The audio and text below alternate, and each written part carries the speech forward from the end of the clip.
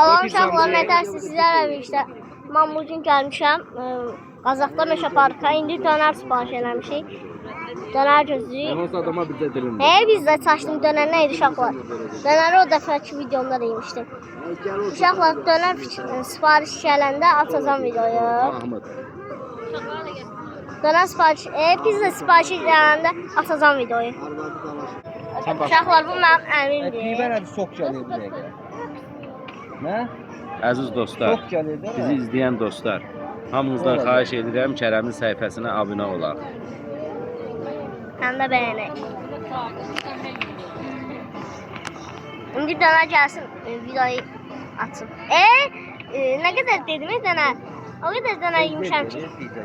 Pizza gəlsin, videoya bax. İndi pizza gəldi.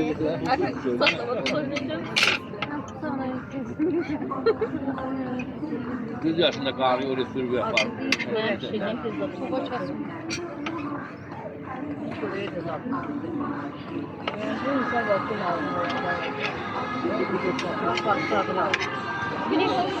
Hiç olmasın. Senin dadası var.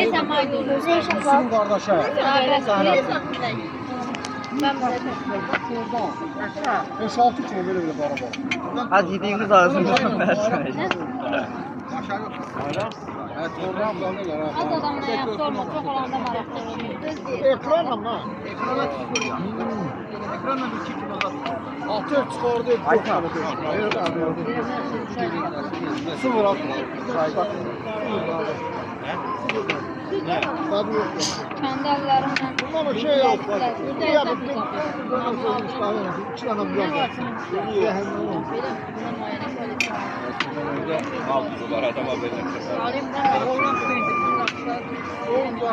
Birinci bardak yok. Kartal bir halde. Allah görün o pizzayı yerine doyuruyor. Kötüler bu yer. Görmemişsin. Ne gitti buradan? 3 tane pişireceğim. Tadı yok. Bir lira korktum. Bana oluyor mu? Allah hakkı. Bir de ben alacağım her şeyi. Böyle kaldım. Öyle mi? Uşaqlar.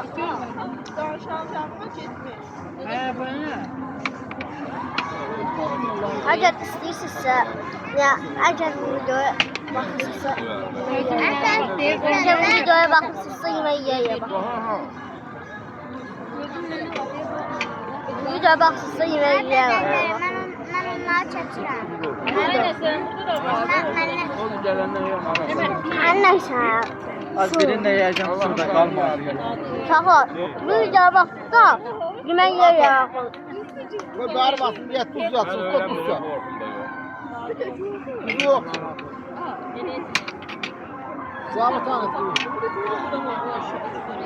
Haydi.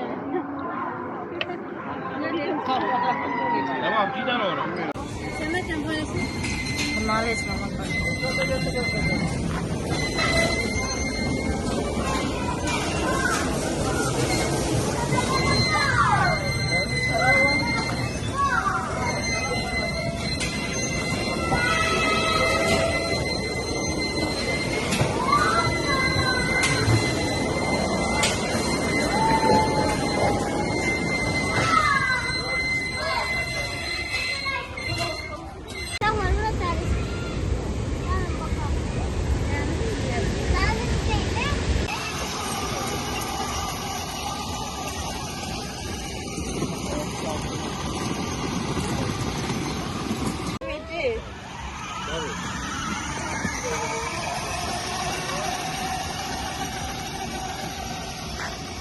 Kalmış.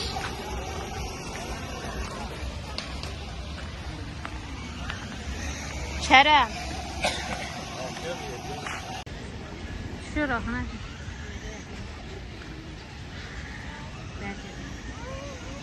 Burada. Sen yakın durarsan bir de maşın içinden atlanır. Bu dedim.